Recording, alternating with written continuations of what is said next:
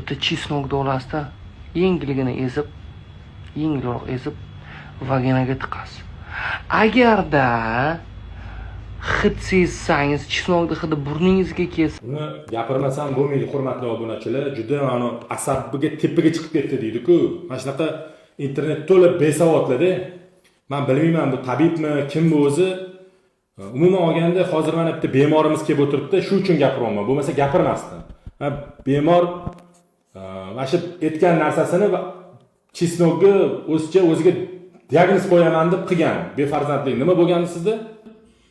Shu video ko'rganda, bunaqada Instagramda o'sha tabib gaplariga quloq solib, chesnokni shu pastga, ostiga, orqasiga tiqsa, maydalab hammasi diagnoz qo'ysa bo'ladi. Nima uchun befarzandliklar qiynalayotganlarini maslahat bermayman. Men hozir shunaqa ahvoldaman.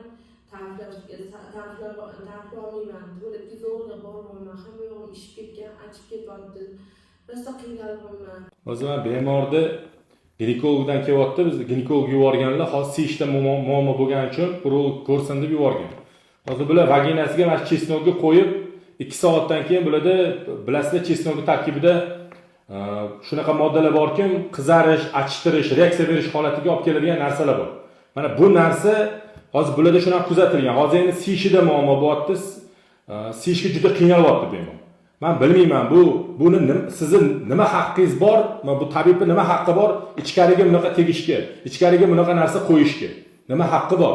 Yaqinda bitta o'sha kosmetolog gapirganimizda ham bilmayman. Bunaqa chora ko'rish kerak. Bunaqa chora ko'rmasa bo'lmaydi. O'zidan doktor yasab olganmi men bilmayman. Tabib bo'ladigan bo'lsa o'to'larni damlab ichishini o'rgat, nima qilasan qolgan narsaga teg. Hozir bu kasallik kim hal qiladi? Kim bu kasal davolaydi?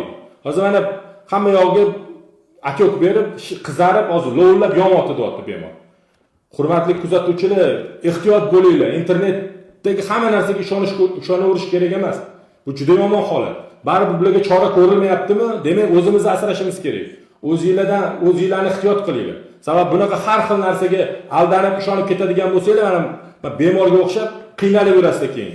Biz endi animizda o'zbekimiz bronusdan qila olmaymiz.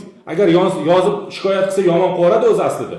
Lekin mana mirxaza qilib shikoyat qila olmaydi. Shu qiynalib yuribdi mana bemor. Bu juda yomon holat. O'zingizlarni ehtiyot qilinglar. Bunaqalardan o'zingizlarni ehtiyot qilmasanglar bo'lmaydi.